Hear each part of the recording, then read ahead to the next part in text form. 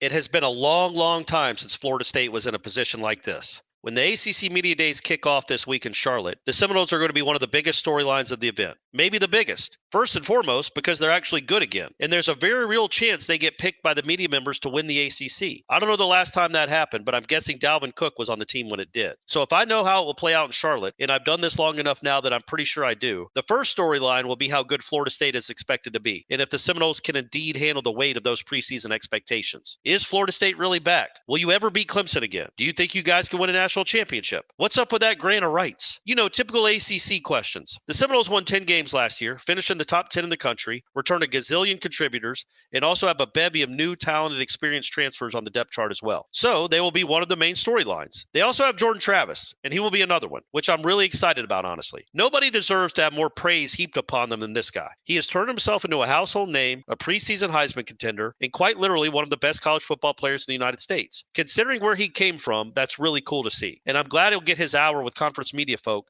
to talk about his career and his improvement. The 2023 Florida State quarterback is a great player with no baggage at all. I hope he enjoys his last ACC kickoff, and I hope he enjoys all the questions about expectations. So far, everything he's said on the matter has been terrific and spot on. He has reiterated time and again that the Seminoles shouldn't feel satisfied and they should still be as hungry as they've always been. But he and his teammates and his head coach are also going to be asked about Clemson. A lot. And not just because Clemson seems to bring a million orange-clad reporters to this thing every year, but because Clemson has owned the conference since Jameis left. And Jameis left a while ago. So naturally, when another ACC team starts getting preseason hype, when the media starts predicting someone to finish atop the conference, well, that will start another storyline. This one will be, why is everyone overlooking Clemson? Dabo will be asked about it. He'll joke that he loves it. He'll praise Mike Norvell and the job he's done in Tallahassee, but he'll also probably have a pretty wry smile when he talks about how his team is pretty good too. And they might just have a shot to win the conference as well. They've won 7 out of the last 8, so he's got a good leg to stand on there. I doubt he'll go full Spurrier. Well, I like Mike. He's done a good job. It's curious, though, how he never seems to be smiling when we shake hands after games. Oh, well, good luck to him. I don't see that happening. But Dabo is going to be asked about Florida State. A good bit, I imagine. So will his players. It will be interesting to see those answers, because I think those guys think it's amusing that Florida State is getting so much preseason love.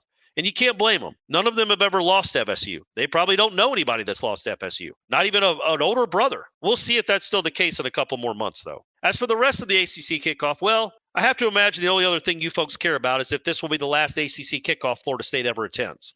I'm guessing the answer to that is no, but you can dare to dream. Commissioner Jim Phillips is hopefully going to have a better presentation than he did last year during the Commissioners Forum. But, you know, he's also got some other questions to answer about his time at Northwestern now, too. So that will be another storyline to keep an eye on. Other than Phillips saying he's inked a new TV deal worth $30 extra million per school, there's nothing he'll be able to say that will satisfy FSU fans and keep them from wanting to leave the conference. Because of the noise Florida State's administration has made in the last year about that very topic, realignment and the widening revenue gap will be what Phillips talks about the most during his forum with the media after the Northwestern questions. And after, of course, he praises the ACC for winning some tennis and lacrosse championships. So, for a variety of reasons, the Seminoles will be the biggest storyline in Charlotte next week, just like old times.